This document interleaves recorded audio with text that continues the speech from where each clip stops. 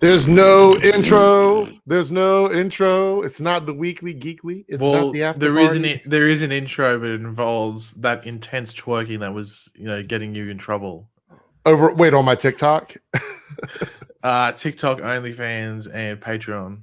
Yeah, all three. Absolutely. All of them. Every single one of them. Hello, everyone, and welcome to a very special Sunday live stream. This is going to be a spoiler review of the Suicide Squad that just came out this past week. I'm gonna have to correct you there. It's not the Suicide; it's the Suicide Squad. Squad, okay. Came out this week. Omega is in the chat. He hasn't seen the movie, so he's not here with us. And Cyber has a migraine, so quite a crazy thing for this weekend. So I'm joined by. Don't they call you the walking migraine? Yeah, sometimes. I mean, that's sort of my nickname, well, right? Well, the West Ellen stands call you the walking migraine. They would, right? So I'm joined by Paigey here. So it's just the two of us. It was gonna be a supersized stream, but now it's Paigey and I is where we're at. So I did send a link over. If Cyber feels up to joining us, he can jump in. But we'll see how it goes. Let's see. Lord Genome with a super chat right off the gate here. With this $2, I claim Ratcatcher 2 as my waifu. Well, I mean,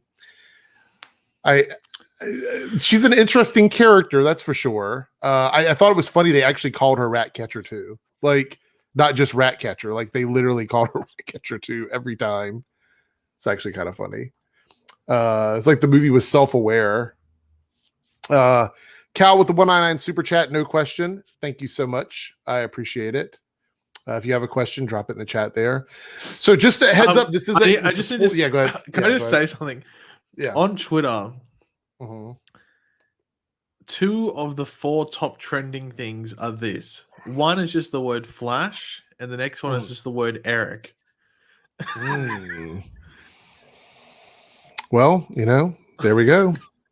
Who knows? I am drinking this week instead of a large supersized Sprite. I'm drinking a mixed drink. This is a vodka with strawberry there. So mixed drink.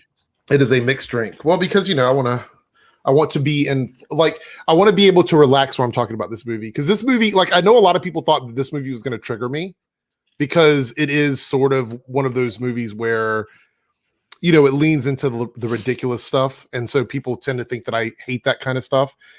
But I don't hate it, and it has to be intentional. Like, you can be silly, but it has to make sense within the context of what you're watching.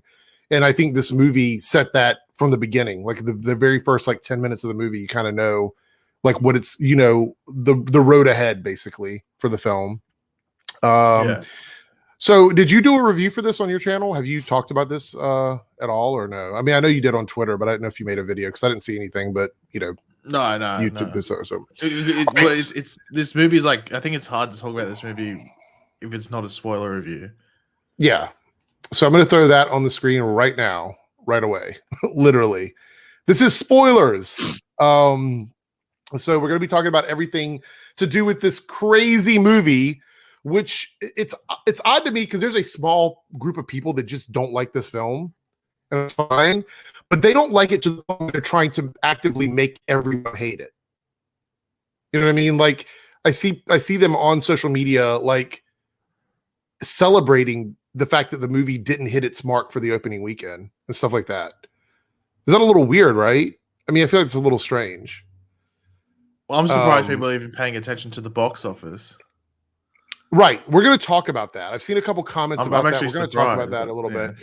Okay, so this movie is starting out, even though it is like a soft reboot of Suicide Squad, you could literally watch the first one and watch this one.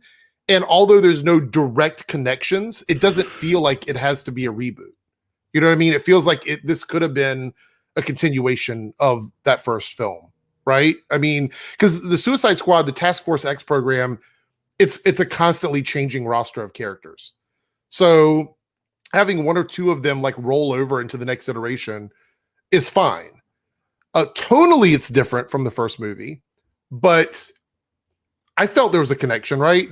Did you think it was completely detached, or did you feel there was a soft like a little bit of connective tissue between the it was two like movies. it was like a thin thread, and the thin thread is mainly between the three characters, not even Amanda Waller, but the three characters that were actually on Corto Maltese.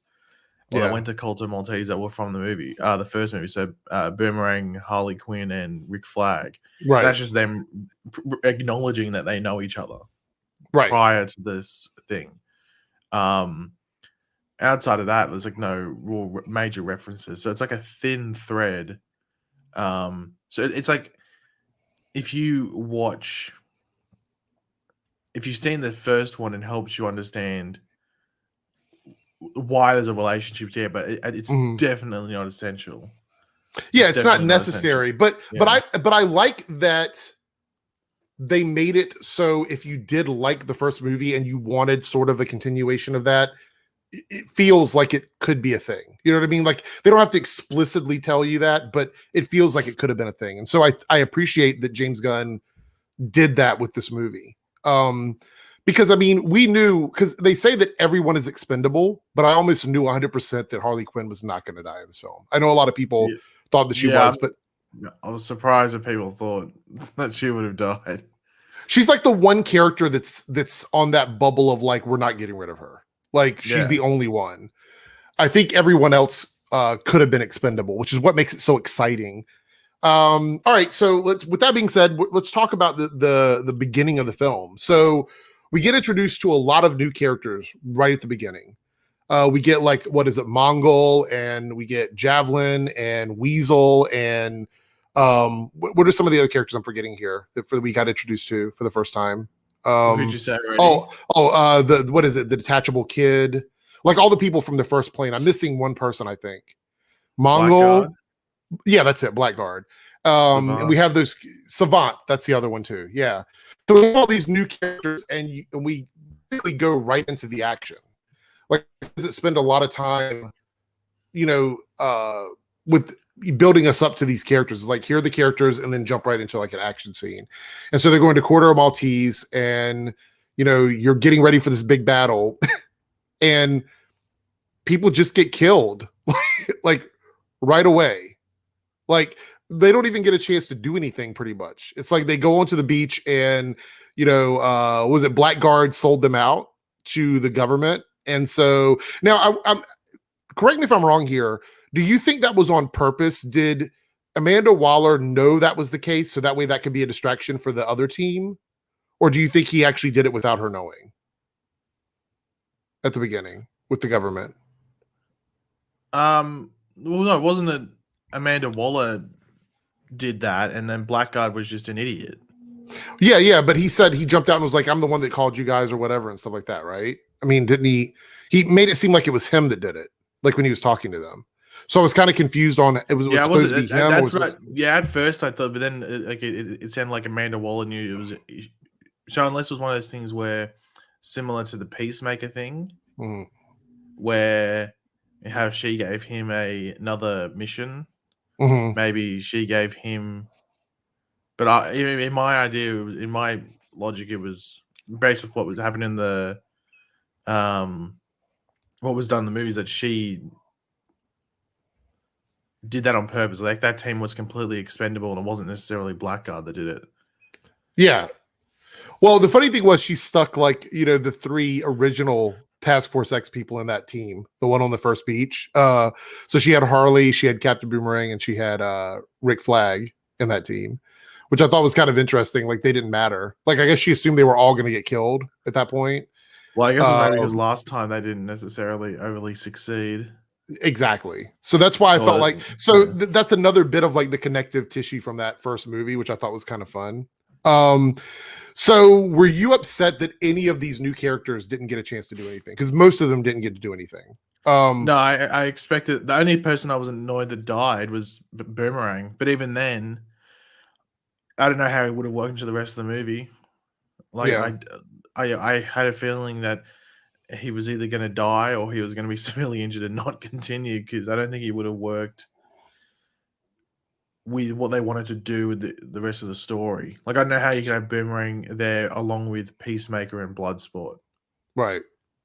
You know who really bothered me out of that first group? Honestly, the one that I wanted to see do more was Mongol. Like, I thought that character would be a lot more powerful. So to have her go down so easily, from a helicopter, I thought was kind of weird. Because isn't she supposed to be a character like at the level of like Superman and Wonder Woman? I thought that was but I think it was meant to be this is like an interpretation where, like, because if that was the case, she wouldn't have been caught by bringing not Argus, sorry, like, by them. So yeah, I just thought it was a little weird because I'm like, she's supposed to be really, really powerful. So anyway, that was the only one I was kind of bummed out about. Javelin. So I saw on Twitter, I sent you this. I thought it was funny. The actor who played Javelin spent like a really long time prepping for this role. Just like to have a really cool costume and, to be like in top physical condition. And then he just didn't do anything. It was literally, he did nothing.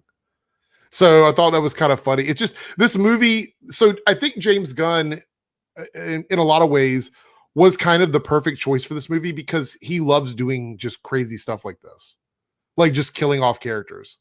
He likes the idea of that. He's spoken about it before. And if you look at a lot of his old movies, he's into the gore and the violence or whatever, which, by the way, let's go ahead and move into that. This movie was very like R-rated, like when it comes to the violence.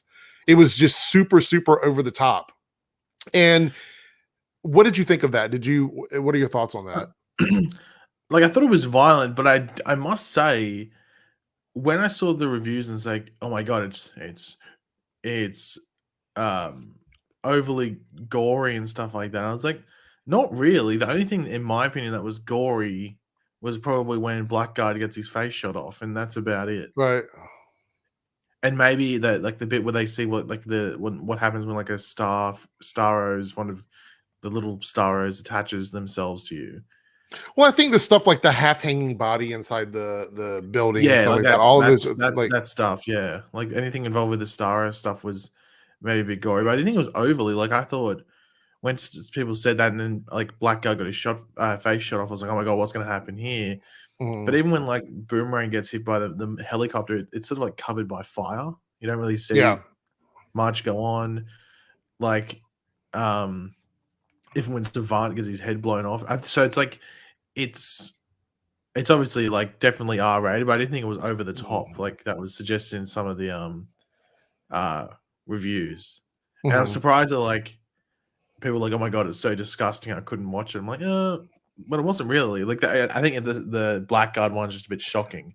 So there were moments, like we were watching it, and there were moments where a couple of people were like, they flinched, or they like, it kind of caught them off guard. But I think that was the point, right? Like, if you're watching that and nothing made you jump a little bit, I'd be a little bit concerned, because I think that's the point of it, right? If the Blackguard one didn't make you go, oh my God, what the hell? Yeah. Like, I was like, oh shit. I mean, they were meant to be shocking, but I think it was intentional. Like, there's a lot of shows that go for violence for the sake of violence, and those don't really work for me. But in this movie, I think every big moment that was kind of gory and over the top was very intentionally and strategically placed throughout the film. And so I don't feel like it was an abundance of it. I felt like it was just, there was a lot, but I don't think it was like too much. Like, I don't think, for me personally, and me, like, I was very critical of The Boys. I think The Boys had a couple of violent moments in that series where I felt like it went a little bit too far. But in this movie, I think it felt more intentional, which is, I don't know. It really comes down to personal taste. I told several people, I'm like, if you're just very sensitive to like, blood and guts and stuff like that, you may have a problem with the movie. But I wouldn't tell them not to watch it. I'm like, if you watch the first 10 minutes, if you can sit through the first 10 minutes, you can sit through the whole film. That's the way I feel about it. Yeah, and I think that's maybe why they did it. Yeah. Latricia here with a $2.99 super chat. The movie was hilarious, emotional, and badass. I'll agree with that. King Mike Todd's with a $5 super chat. The people who hated this movie are the Restore the Snyderverse people. Do you think that's true? Do you think that's the majority of the people that are disliking this film? Yeah, 100%. The thing is, every single hot take I've seen about the movie, you click on the profile, what do they have in their bio? It's like Restore the Snyderverse, associate producer, and release the Ayer cut. Yeah. Like, it's going to be either all three or at least a combination of the three. Yeah. So before we dive into some more of the details, do you think, based on this now, that James Gunn was a good choice for the film? Do you think he was the right direction for this new iteration of Task Force X? Yeah, 100%. And it just comes down to the fact this actually felt like a Suicide Squad movie. This actually was a Suicide Squad movie, which, well, that it's obviously the studio tried to make the first one a Suicide Squad movie through the reshoots, but it just didn't work. Like, because the general premise wasn't going to work there. But this, it just felt like a Suicide Squad movie. It just felt the characters were done ridiculously well. Like, I don't think there's actually a fault. Like, I think I'd give the character writing a 10 out of 10. I couldn't really see any faults in regards to how the characters were written and how their interactions were written together as well. So, and I think that's one of the most important things about the Suicide Squad is getting the characters right and their interactions correct. And I think they nailed that. So, James Gunn nailed that. So here we go. The bird picking at the brain was the only cringe part for me. I guess I didn't think too much about that. I think I think for me, there was a couple of parts that kind of got under my skin. I think the creepiest thing for me was inside of the lab, the Thinker's lab, with all the bodies sort of kind of in pieces with the Starros on them. I thought that kind of grossed me out a little bit, but I think that was the purpose of that. Was the burning of the birdcage a reference to the Birds of Prey movie? So James Gunn has come out and said that he didn't even know that Birds of Prey was in production when he was writing this film. So I don't think it had anything to do with that. It would be cool if it did, but I think I think he literally said that he just didn't have any idea what was going to happen in that movie, or he didn't know about that movie or something. Basically, his Harley Quinn is based on just what he knew from seeing her in the previous films, like nothing to do with Birds of Prey. So let's talk about Harley Quinn then. How do you feel about her characterization in this movie? Because I think it was a really good version of Harley in this film. I like this one better than the Birds of Prey Harley. I think it's the most accurate Harley that's Margot Robbie's done so far. Yeah. Well, nothing really more to add to that. Like, I think it was probably the most consistent throughout the entire movie. That it felt like Harley Quinn. And I like this version of the costume. It was very like Injustice Harley, which I liked. I think James Gunn said he based it off the video games, like the the Injustice games. That's what I meant. No, like the Arkham games. But I think it's also technically it's her original colors anyway from when she first showed up. So that's why I went with it. Yeah, I can see that. I think it felt more okay. So like I didn't like the Birds of Prey look at all. I understand they wanted to go for something different. I didn't really care for it. And in the original movie, it was like super like over the top, like pinup girl or whatever. This one felt like it was the best balance of like the classic Harley costume and still giving her that edgy, badass, like even like edgy, right? The edgy, badass, like even sexy look that they were going for, but not making it overtly sexy. You know what I mean? So I think it worked, because one of the biggest complaints is like just turning these female characters into eye candy. And I know a lot of people would argue that Harley was always supposed to be that type of character. But I think in this movie, they struck a really good balance of making her like a character with a voice and a purpose, and still, having those visual elements that some of the fans would really like. But personality wise, you're right. I mean, I think they nailed it. I think she did a really good job. Or James did a really good job with Margot Robbie in this film. Do you think this version of Harley will be something we'll see like more? Or do you think if they come back and do like a Birds of Prey movie, we're going to go back to the wacky, like, eating egg sandwich Harley that we had in Birds of Prey? Because I think this one's a good one. I think this is the style they do it forward. I don't think they're far off each other. I think that's Harley in her own environment, while this is Harley in a Suicide Squad environment. Yeah. I don't think they're that different. I think they're still both very, very Harley Quinn. Right. Omega, the Harley from the original Suicide Squad movie really was going for a pinup look. Like, go back and look at those pictures. It's pretty obvious that's what they were going for. I know the original Harley may not have been, but the one from the original film definitely was. So her tattoo said "property of nobody." It's pretty interesting. All right, so let's talk a little bit about some of the characters that did make it through the majority of the movie, and we'll start out with King Shark. What did you think of the King Shark character? Very different from the one in the Arrowverse. This one was Nanaue, I think is how they pronounced his name. Nanaue. Overall, thoughts on this version of it? Because he was a lot smaller than the one we see in the Arrowverse, and he was a bit more childlike in a lot of ways. Yeah, they went for like a sort of like a mixed version, because in the comics, I wouldn't say King Shark is overly evil. Like, he's not just going to be running around and killing people and eating them just for the sake of it, unless he's hungry. But he's also, the thing is, in the comics, he's actually not like, he's not stupid. And they sort of, but I think like they went like halfway, so right in between that. But you know, I thought it was a fun character. He wasn't my favorite character from the movie. Like, I think I have a couple of ones that go above him, but I still really like the character. And I think if they went for like what the Flash did, like a very like scary looking King Shark, like I don't think it would have worked, just because you meant to sort of like, you know, connect to the character. I don't think it would have worked too much, but what was I going to say? I did like the bit where like he like officially goes angry when, you know, when like towards the end of the movie when they just start shooting him on the floor.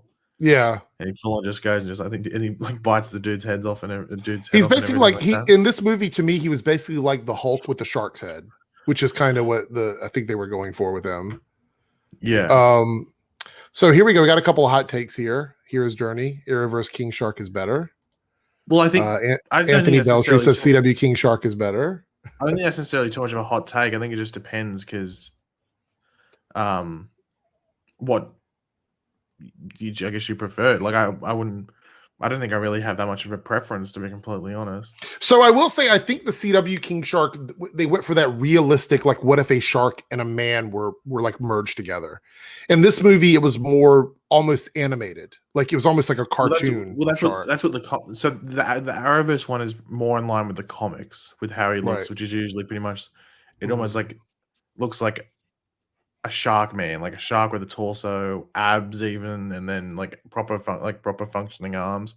While the Suicide Squad one looks more like if a shark just got humanoid features. Right. You know what I mean? So instead of being a man that turns into a shark, it's more of like a shark that starts to look like a man, basically. Yeah. So a lot of people are saying, will we see him again? I think so. I mean, I don't see why they wouldn't want to use him. He's a fan favorite. He's trending all over the place. It would be absolutely stupid for them not to capitalize off of that. Yeah, he's trending more than when Eric did the chalk.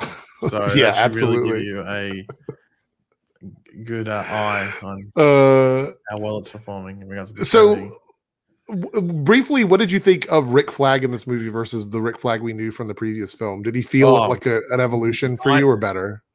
Night and fucking day. Night and day. Like, actually, you actually cared about the character.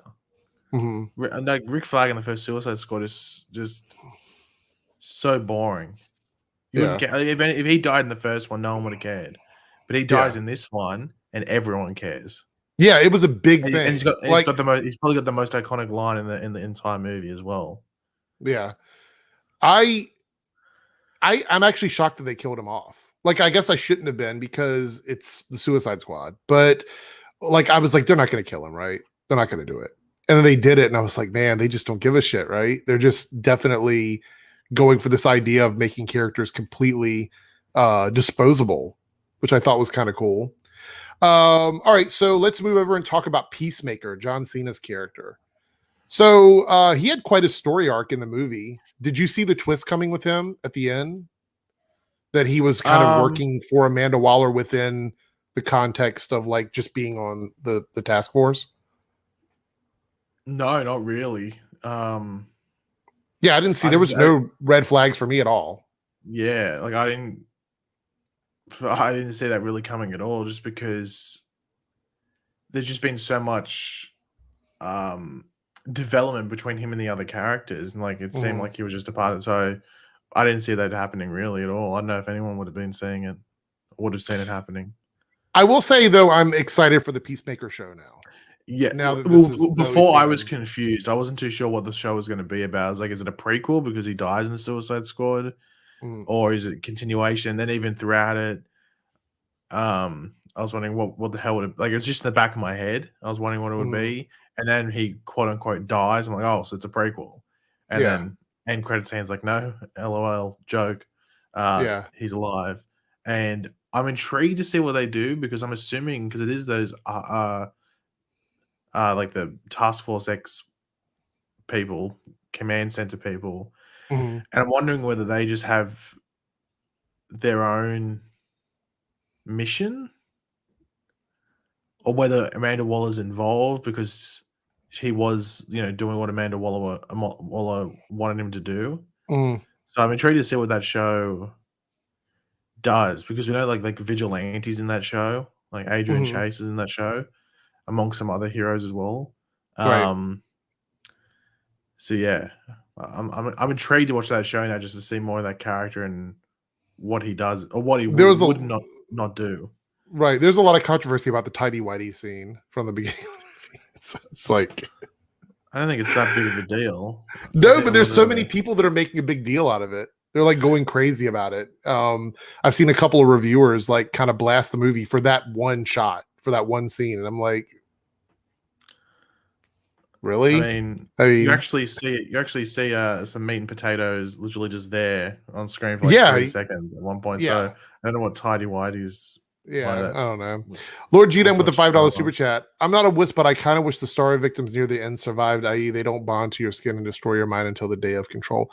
So I will tell you why I think that happened, because otherwise they couldn't justify killing people. Like all the people that were coming after them, if there was a chance that they could have survived the Starro attack, then no one would be okay with them being killed off that way. So I know it sucks, but I think that's the only way they could really do it. Do you see any other way they could have handled this? No, I don't know how they could have. Because I even saw people complaining, like when there's that scene when like Bloodwork starts shooting people, and they're like, "Oh my, why is he killing these innocent people?" It's like they're already dead. As soon as that starfish attaches to you, you're gone. Like, did you not see that dude with the starfish shaped like what would you call it?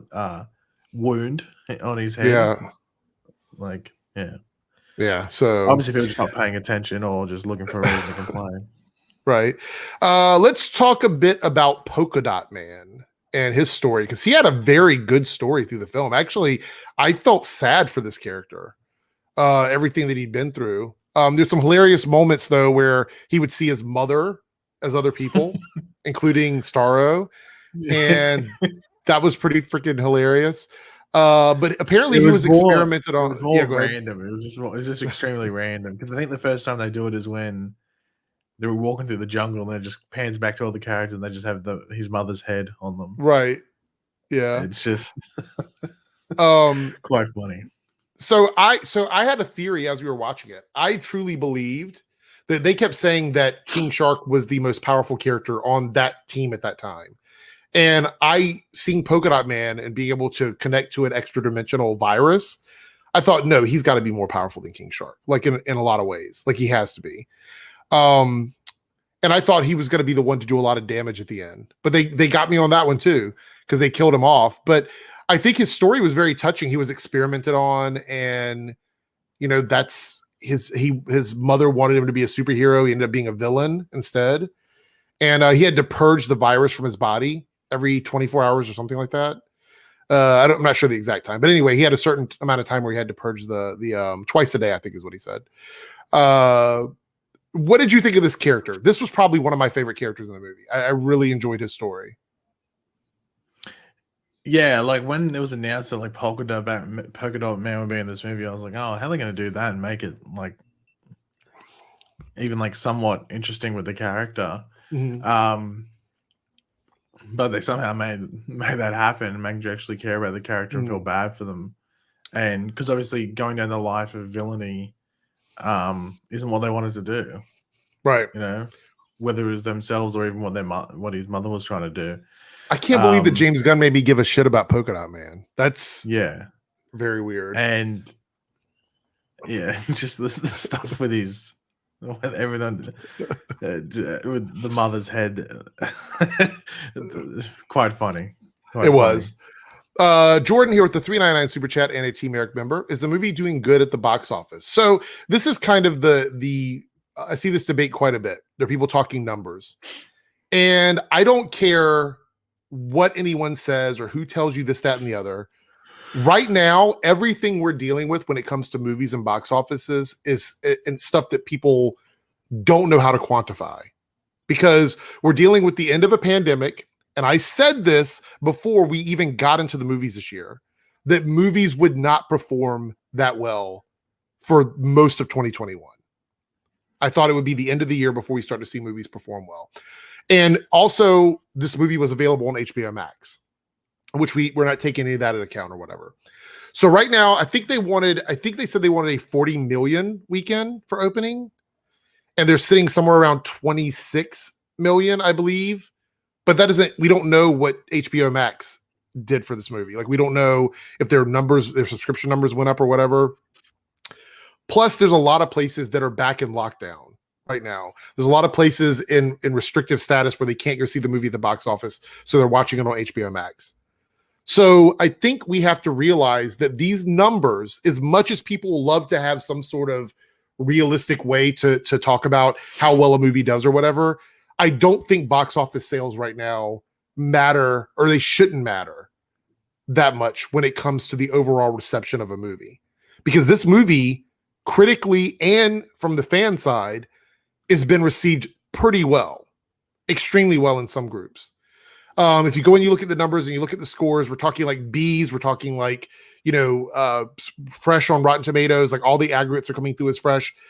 I think the executives need to look at the long-term potential of what these movies are versus what we're getting right now, because we're not going to see these $600, $700, $800 million movies for a while.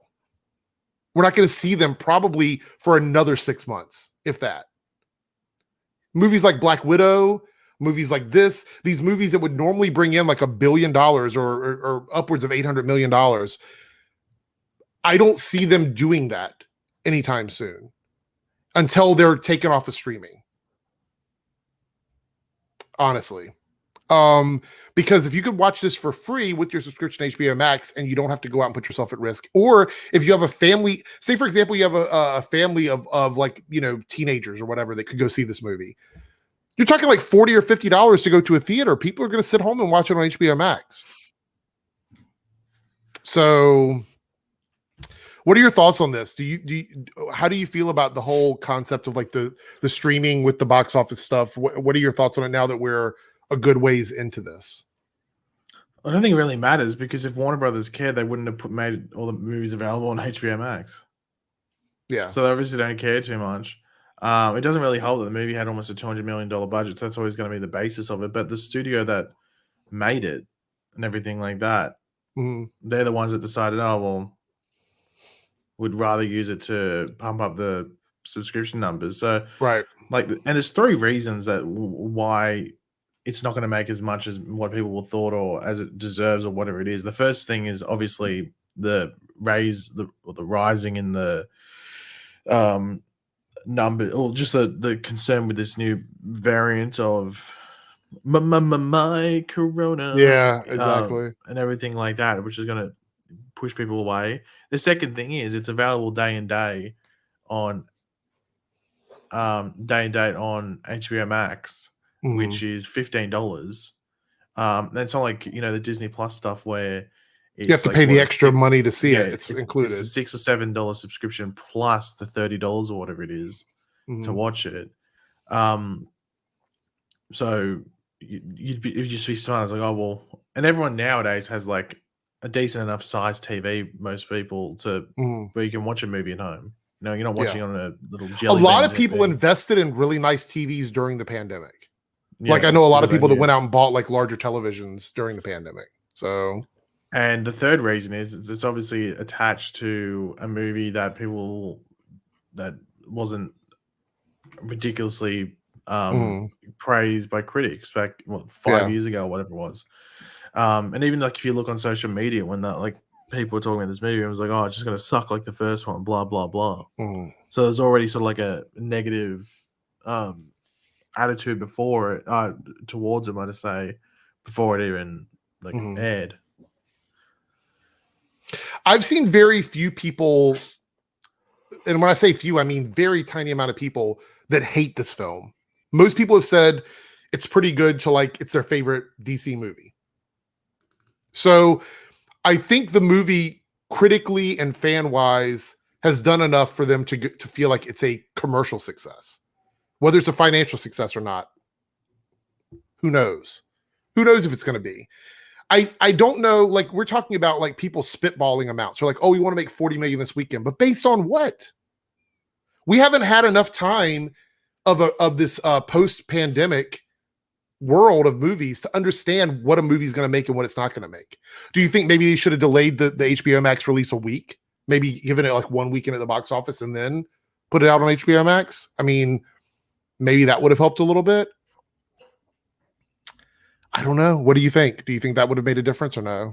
Well, I don't think they can because they already made that agreement. They already made that. No, I don't mean. I don't mean. I mean, in hindsight, like, do you think they probably should have went ahead and done that with all their movies, like delayed it by a week or something? Yeah, it's easy in hindsight, but it's also important to remember they wouldn't have known exactly whether cinemas would have even been opened. Yeah, properly at this time. Also, it's a rated R movie, and again, like you said, it's attached to a property that people didn't think was that great. So there's a lot of hurdles that this had to overcome. I'm not excusing it. It could have done better. Yes, it could have financially blown everybody away. People are comparing it to like Deadpool and all these other movies, but we're not in that world right now. We're not in that world where we can look at those numbers and do a 1-to-1 comparison. It's just not. It's not a possible thing. Although I do know that I think Disney said that they're going to stop doing the movies on premium starting with Shang-Chi. I think that's when that comes out, that will be the first movie that they're not going to do a premium release. It's going to be like, I think it's like 90 days. Is it like 90 days? Either way, it's not coming out the same week that it's coming out in theaters. I think so. I don't know. I know Paramount, I think it does 45 days. Okay. So if you want to keep your eye on something, if we really want to see the true test of whether or not the at-home versus the movies only is going to work or work, during this restrictive times or whatever, we have to look at the first movie that comes out that isn't available, like the first big budget movie that come out that isn't available on day-to-day, whether it's premium or just streaming. We'll have to see what kind of numbers that does. That'll give us a better idea. Right now, we just don't know. They didn't hit their projections, but maybe their projections were wrong. Who knows? I don't know. Latricia with the 49 super chat. I thought the Thinker would have done more besides being dragged around, standing, and advancing the plot for a fight. There was a lot of misdirect in this movie. I think that like the Thinker was never intended to be like the big villain. I think he was sort of a red herring for us to see how Starro was going to be brought into the film. And, how that whole process worked. And then connecting that program with Amanda Waller and the U.S. government. Were you upset about the Thinker? I think the Thinker was fine. Maybe he could have been, more Thinker-like, I guess. But visually, he looked like the Thinker. So there's that. What are your thoughts on that character? I don't have too many issues with him. Like, maybe you could have seen him actually use like some sort of like Thinker power, but and I thought it was just sort of like maybe like a bit of a misdirect thing that like he was going to like unleash Starro or something like that. As like a last resort, but in the reality, he wouldn't have wanted Starro released at all. He would have probably because he would have been target number one. But I didn't really have any issues with him. I thought it was an interesting take on the character. It just lets us know what characters that Warner Brothers has an interest in using in the films, and I guess the Thinker is somebody they didn't. Well, it's very important to remember that was a different kind of Thinker because that wasn't DeVoe. So that was the Thinker from the New 52 comics who normally doesn't have a name. They actually gave a name. What was it Gaius Graves or whatever it was, or something like that? Yeah. So there still could be a Clifford DeVoe out there. Yeah, because that was because the newer one is the one that has the attachments in his head, opposed to like a thinking cap. So yeah, that was like the New 52 sort of thing. Yeah. So Fireflame here with the $10 super chat. I literally just saw the movie 2 minutes ago, and I'm sold on HBO Max more so than Disney Plus. I regret spending money on Black Widow. Now I want to see Peacemaker. When does Peacemaker come out? Is it next year on HBO Max? January. It's January at some point. I don't know if it's like right at the beginning of January or it is January. I think just January. It says. I think it's like it's sometime in January. Yeah. Yeah. We'll see. I think Disney Plus premium thing is what saved their budget on a lot of movies, because Black Widow made like I think it was at the end almost 100 million from their Disney Plus streaming thing. So yeah, I get it. I prefer HBO Max too because you get it as part of your subscription, but Disney has definitely been able to bolster their budget a little bit. All right, so let's talk a bit about should we move on to next because we're getting close to the end here. Let's talk a bit about Bloodsport, because I think Bloodsport was an amazing character. I would love to see more of this character. I think he deserves like maybe even a spinoff series based on this. Everybody's comparing him to Will Smith's character, Deadshot, and saying that they were literally the same character, same motivations and everything.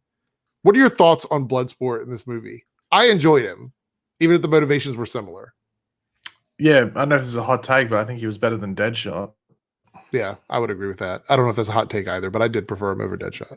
I don't know. Maybe the release the AI cut might. So I think it's a hot take. Oh, Eric's being targeted. Yeah. No, I preferred Bloodsport over Deadshot. And I think it just mainly comes down to those character interactions. I'm just reading some of the comments about about everybody in the movie being a villain, or the certain demographics being villains. Spoiler alert: everyone in the movie is a villain. Everyone, every single character, with the exception of one character in the movie, is a villain. That's the premise of the film. Edgy. Just saying. Edgy. But yeah, I want to see him. I definitely want to see him in like a spinoff thing. I think you do a great job. Really liked it, and I loved that they had that little tagline in there about him like putting Superman in the hospital. Some people were kind of upset about that. They're like, "When did that happen chronologically?" And I'm like, I don't know. Between at the end of Justice League, between Man of Steel and BVS, does it have to be a specific time? I mean, do you feel like it has to be a specific time, or? I don't know, based off how some of the interactions, I'd say it was somewhat recent. I don't think it would have been too far out. So maybe that's an excuse as to why Superman hasn't appeared in the movie in a while. Yeah. Maybe after he went to Shazam to the cafeteria, he got shot. Maybe. But do you remember, did you watch was it the Fast and Furious spinoff series with him in it? Was it Hobbs and Shaw? Was that the name of it? I think it was just called Hobbs and Shaw. But he was in that movie, and he says that he was the Black Superman, and I'm like, and then he goes from that movie over here, and he actually plays a character that put Superman in the hospital, which I thought was kind of fun. It's just it's like connecting the world in a meta kind of way, I guess. But yeah, I really enjoyed him. Let's talk about Ratcatcher 2. Now, we talked about that name earlier. I think it's funny that they kept calling her literally Ratcatcher 2 instead of just Ratcatcher, because Ratcatcher 1's gone. So there's no reason why they wouldn't just call her Ratcatcher. But it was kind of funny to me. She had a really great story in the movie, and Sebastian for me was my favorite little animal character in any recent movie. I just love that little creature. He was so funny. Like when he was waving, and the leader of the resistance was like, "Is that rat waving at me?" It's like, it was absolutely hilarious. I loved her. She's another character that I would like to see more of later on, because I think she's a very interesting character. And she had great chemistry with King Shark as well. So what are your thoughts on Ratcatcher 2? Yeah, I wasn't too sure what the character was going to be like heading into it. But once again, it was just well written and just fit with the other characters. I don't think the character would have worked if he was in the first Suicide Squad movie, but it worked really well. mixing it with these other characters, and I'm interested to see what they do with it next. I've seen people saying like Ratcatcher show. I don't know what you do with a Ratcatcher show or a Ratcatcher movie. Like I understand what they're doing with the Peacemaker show now, based off the end of this movie, but I have no idea what you do with a Ratcatcher show unless it's just her with rats just dancing. Well, I'd love for. I definitely want to see her back in like. I definitely want to see her back. Something, yeah. But I don't know what they would be able to do in regards to a solo thing. But I'd be interested to see how they would use her again. I'm sure they will, based off the reaction to the movie. Whether it is like there's like not another Suicide Squad thing, or maybe like some sort of other team thing when she gets attached to. But yeah. So, someone says powers made no sense. I mean, it was made sense to me. She had a device that let her control rats. I mean, that's they let her talk to rats. They literally explained it, didn't they? Yeah, I mean, I don't like, you know me. I will nitpick stuff to death if I feel like it needs to be, but I think her powers were self-explanatory to me. Is anybody else confused? I'd love to hear a take on that. Why people didn't like her powers, why they thought her powers didn't work. They weren't really powers. It was technology, really, is what it was. But we got 15 minutes here before we wrap this up. But I want to say that I love this movie. This movie has moved into my top 2 spot of DC films. And I put that out there saying because I was not bored, right? Like the minute the movie started till it ended, there was no downtime for me. Like I enjoyed the movie all the way through from start to finish. I don't think there was any point where I looked at my phone or I was zoning out. I was totally engaged in the movie from the beginning to the end. And that doesn't happen in today's world. Like a lot of times you're watching a movie and you'll pick up your phone to read something on your phone or whatever. So for me, it's easily a top 2 DC film. I still love Man of Steel. Man of Steel is my number 1 DCEU movie. It probably will be for a really long time. But now this has moved into my second spot for me. So where would you put it in your lineup? I don't know. It's either 1 or 2. I'm tossing it. I'm not too sure exactly. Because you like Shazam. Shazam is your favorite. It's either Shazam or this, and which is weird because they're so different. They're like opposite ones, like similar to Rick Flag from the first one to this one. It's like night and day. I don't know exactly which one is number 1, but it's at least 1 or 2 or tied for first. Yeah, with Shazam. Yeah. Zoka says, I admit my flaws in Man of Steel. I can still love something and put it at number 1, even if I know that it's not perfect. I mean, that's part of why I always argue with people about perfection versus how much you like it. You can admit that something is completely messed up and that it's not great, but it's still your favorite and you still love it. There's absolutely nothing wrong with that. So I don't really know what my ranking would be, but I could tell you my top 5 for sure. So it'd be Man of Steel, then it would be The Suicide Squad, then it would be Aquaman, then Wonder Woman, and I don't know, what would I put in that 5th spot? It's a toss-up for me with a couple of movies. Probably Shazam. So those would be my top 5. So there we go. What would your top 5 be with Shazam being first and this being second? What would be your other 3 movies? Ayer Cut, Snyder Cut, Ayer Snyder Cut, complete compilation. Yeah, I would give this movie for me is a comic book that's jumped out of the pages. That's really what this movie is for me. I think Starro was ridiculous, but fun and threatening at the same time. Really freaking scary. Like they actually made Starro scary, which is something that I thought was impossible to do. So if I had to give it a numeric score, for me, this would be like an 8.5 or a 9 out of 10. I think it was almost perfect. What would you give it? Like your score if you had to give it a numeric score? Oh, probably like a 9.5. Like I don't think in regards to what they were going for. Yeah, they pretty much almost nailed it. Like, I mean, it's almost perfect. It's almost perfect in my mind. So I absolutely love this. I'm kind of curious because there are a few people in the chat that didn't like this movie, and I don't understand a lot of the criticism towards it. What do you think the disconnect is for the people that aren't liking this film? Do you think it's just too different from what the DCEU was.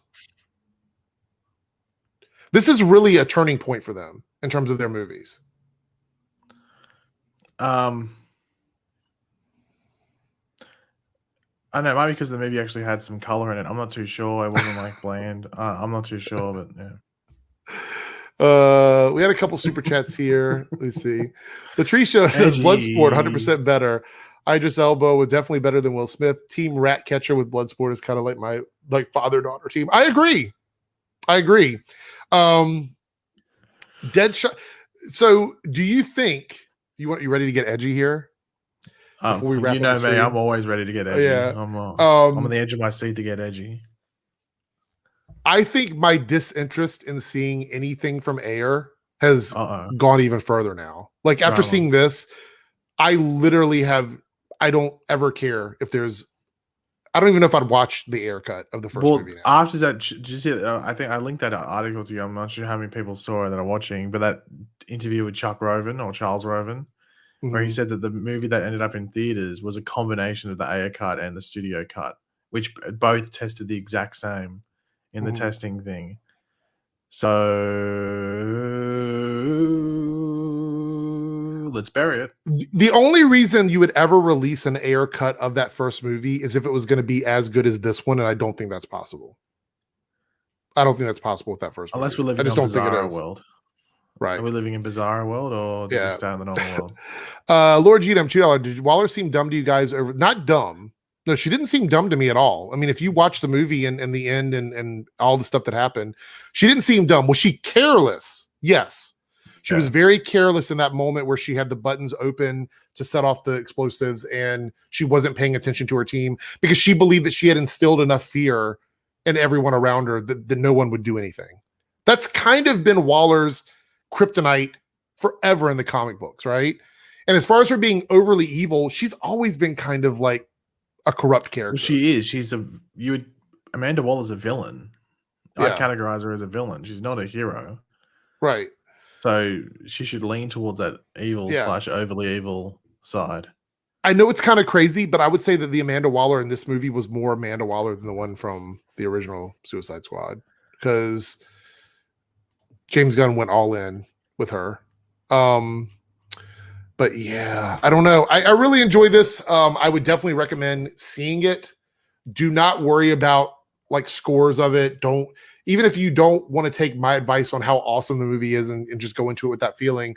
If you have any interest in it at all and you like any of these characters or you like James Gunn, I think it's definitely worth it to go and watch this film. It's going to be, you're either going to be completely freaked out, grossed out with it, or you're going to have a really good time and just pretty much laugh all the way through. This is kind of what I wish Legends of Tomorrow was. Like, not necessarily as violent as this, but if you're going to be irreverent and over the top, this is kind of the direction you need to go. Well, to be honest, can we theorize that the Suicide Squad has copied Legends of Tomorrow?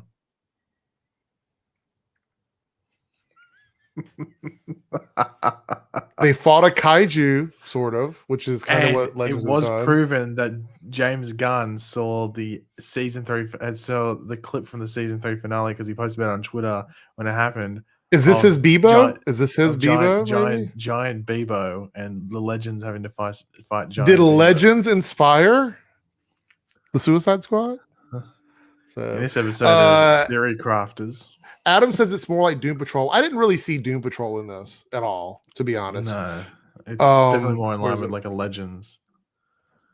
Yeah, that's just going off like the rating, I guess, of like the Doom Patrol is more of a family dynamic to me. It's a group of misfits that are together by circumstance and necessity, whereas this is a group of people being put together by another person who's controlling them and making them do stuff, and that's kind of similar to what happened with Legends in the beginning. So, Latricia with the 49 super chat. How do you think Waller will get back at her team when she looked at them at the end? It gave me chills. That's the thing, is she's very she's gonna get revenge. She's got something planned. Like, she's not gonna let them just walk away from this. And I wouldn't be surprised if that ends up being the premise for the next film.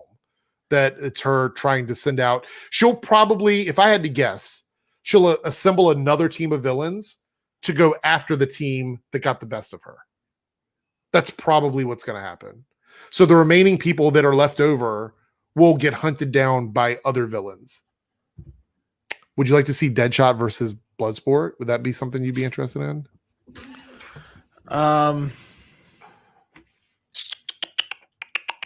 Maybe. I mean, would that be great? That would like bring him back and get them going there and get a little battle between the two of them. That would be kind of fun. We'll see. Anyway, so had a lot of fun with this movie. Definitely worth checking out. I was pleasantly surprised. It did more than what I was expecting. So before we go, last thoughts on this though. Do you think James Gunn will do more work with Warner Brothers after this? Do you think they're going to get him to work on more properties? Oh yeah, I think I'd be surprised if he made another Marvel movie after Guardians 3. Mm-hmm. I did wonder. I was wondering. I know what your thoughts are, but maybe, what happens after Waller was betrayed is that maybe they do checkmate. But change it up maybe a bit from the comics. Yeah. But still keep in line where it's like it sort of like branches off of Task Force X. Do you think they would give him access to all the characters? Like everybody that was involved with that? Well, I know they maybe just because you know what's funny, who's sort of like a big dog in checkmate. And it wouldn't work now. They'd have to change it, but it'd be funny if they hadn't used the character previously in another movie. But you want to spoil it for the chat? Maxwell Lord. Yeah. Maybe. I don't know. He didn't die, did he? No, I don't think so. But then again, he would be very, very old. Yeah. I don't know. I'm really excited. So I know a lot of people that are in here probably still love or they want to see the Restore the Snyderverse or whatever. Do you think that this movie is just even further proof that Warner Brothers wants to go in a completely different direction? Do you think we're just going to continue down this crazy world of like taking comic books and just making them into movies, which is what is kind of what this is? Do you think they're happy with this, or do you think that they're going to look at the numbers and say maybe we should do something different? Well, it wouldn't be because of that, because it's I think it said that the movie was the number 2 for all of its releases on HBO Max. Yeah, and the only movie that beat it was Mortal Kombat. So it did better than everything else that came out on HBO Max. Yeah, and we don't know the subscription numbers, so that'll be there. I actually have a feeling this movie is going to do better over time because it's going to be a word of mouth movie. I think that's what's going to happen with this. I think it's going to be one of those movies where people are going to talk about it and then people are going to go watch it, and that's going to make its money. I don't think it's one of these big like blockbuster I just don't think it is. I think it had too much on the line when it came out. Also, there's too many movies coming out weekend to weekend. That's another thing. Every weekend for the next 2 months, there's something that has been put on hold for over a year coming out. So it'll be really surprising to see if there's a movie that can dominate a full 4 weeks, which is what normally blockbusters normally do 3 to 4 weeks at the top before they go away. So I don't know. Anyway, thank you guys so much for joining us for this live stream. And I guess Cyber didn't feel good because he didn't make it. Why is Ben not in the movie? I don't know why Ben's not in the movie. Anyway, thank you guys so much for joining us. Do appreciate it. And we will be back with our show's back this week on the after party? Yeah, Superman Lois and Stargirl on this week. Ooh, that's right. Stargirl comes out this week. Ooh, it's going to be a fun after party. So you guys get ready. It's going to be Stargirl at 8 and Superman and Lois at 9, I believe, is how they're doing it. So hold on, Eric. Can we just get to end the stream? Mm-hmm. I have a question to propose to you. 24 hours. You're locked in a chair, eyes taped open. Mm-hmm. You're awake for this entire 24 hours. Okay. And you have to complete watching one of these movies over the complete 24 hours. If you tap out or quit, you get a Task Force X bomb explosion from your head. And your head does not exist anymore, and a bird eats your neck. Okay. Ayer cut versus Snyder cut. Which are you watching for 24 hours straight before to potentially not have your head exploded? Well, I've never seen the Ayer cut, but I've seen the Snyder cut. So, but I have to say, I would. So that's the interesting thing. You got some familiarity. You know, you're going to get, but it's 4 hours, or you can tread into the unknown. Yeah, for maybe like a 2.5 hour. I think I would do the Snyder cut. Wow, edgy. Yeah. We heard it here first. Eric does not want the Ayer cut. R.I.P. Ayer cut. I think I already made that very clear from the middle of the stream. I know you're sort of teetering the line. I think. Look at this one here. Having to watch all of Legends of Tomorrow. That would be just go ahead and explode my head at that point. That's all I got to say. What about? Go ahead and do it. Okay, no. Legends of Tomorrow, but between every Legends of Tomorrow episode, you have to watch the musical episode of The Flash. Oh God, that would be awful for sure. I know. See, excited for both shows. Titans comes back. Is it this week or next week? I think it's next week. It's this week. I think it's on. It's Friday. The end of this week. It's on Friday. Yeah. So a lot of stuff this week, and Marvel's What If is returning, or well, the Marvel shows are returning with What If, I should say. So there's a ton of stuff. Anyway, I'm out of here. Thank you, Paigey, for joining me, and we will see you guys on Wednesday. There.